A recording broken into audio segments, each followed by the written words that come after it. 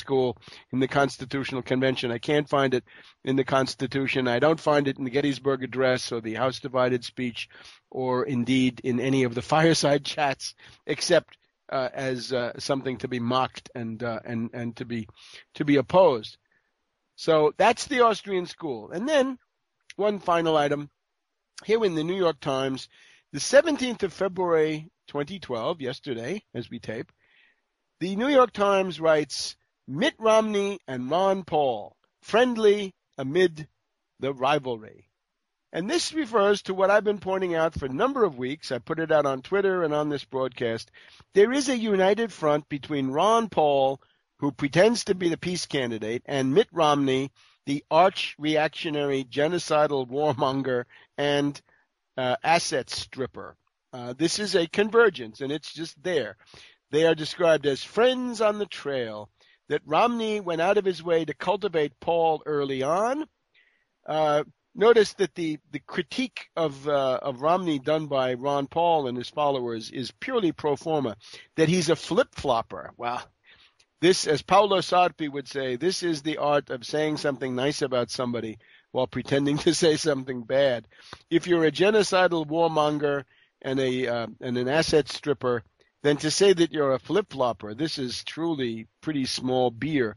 So it's a way to keep various dupes engaged, right, to make them think that you're doing a critique of Romney. But there is no bad blood. Rather, there's tremendous goodwill. According to the New York Times, Ron Paul generally says that Santorum, Gingrich, and Romney are identical. They're all the same. But then, quote, Ron Paul seems to segregate those views from their personal relations. So the idea is that there's a close friendship of the families. Ann Romney gets along really well with Carol Paul. The children and grandchildren are all very friendly. And the article points to the obvious moment in the South Carolina primary when Perry and Gingrich were correctly attacking Romney as an asset stripper and a hedge fund hyena and vulture capitalist. That was when Ron Paul came out and defended Romney as embodying the spirit of capitalism. So Ron Paul got $8 million he got $10 million in the first quarter. He expects to. He got $13 million in the fourth quarter of last year and $8 million in the third quarter of last year. And I don't know whether that reflects the almost $1 million from the Bilderberger Steering Committee member Peter Thiel. What could underline the convergence of Romney and Paul? I've suggested in the past. There are two obvious things. One is racial views.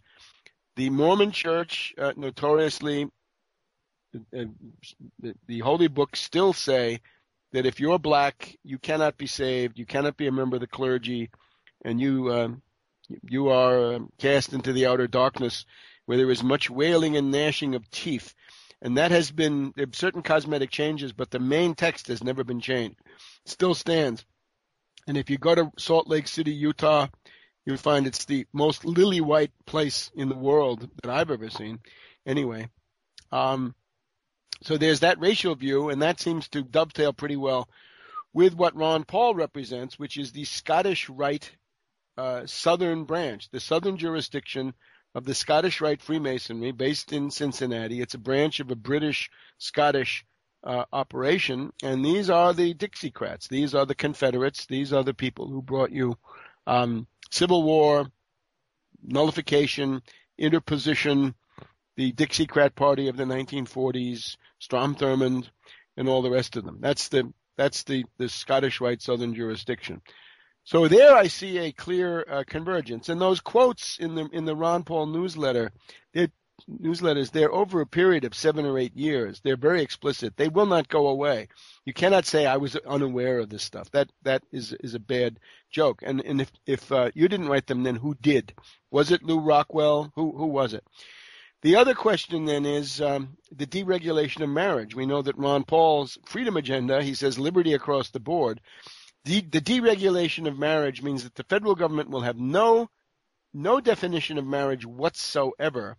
And the states can then do whatever they want. And the states can then say, whatever any church says is a marriage is a marriage. And that would presumably include the polygamy, which is still also prescribed in the holy books of the Mormon Church. It would also open the door wide to Sharia law. It would open the door wide to polygamy of that kind, which is generally not practiced in some place like Iraq before the U.S. invasion or Libya, right? But it's the polygamous part of it is something that's generally de-emphasized in the non-monarchical parts of the Arab or Islamic world as a general rule. So the deregulation of marriage that Ron Paul wants would seem to dovetail also with the concern perhaps of the Mormons who would like to bring back polygamy. So what it shows, of course, is that people supporting these candidates really need to study them and realize what it is you're supporting, because otherwise you'll get all sorts of very nasty and ugly surprises. And as an example, we need look no further than Obama, right? People who believed Obama's peace rhetoric found that he didn't intend anything like that, and indeed he intended quite the opposite. And let me just refer in closing once again. I was on an international cable news debate this past week with a lady who was she represented the national leadership of the Libertarian Party. And they say they're probably going to nominate Gary Johnson, the reactionary former governor of one of the southwestern states who did appear in one of the Republican debates. But she was willing also to defend Ron Paul. And she said, you can't expect Ron Paul to take advantage of the fact that he's the only serving member of the House of Representatives in the Republican field and do something like impeach Obama for the Libyan war or impeach Panetta for opening the door wide to a ruinous U.S. involvement against Iran. You can't expect that. He's busy out on the campaign trail. And again, I have to say, too busy to do something to stop World War III.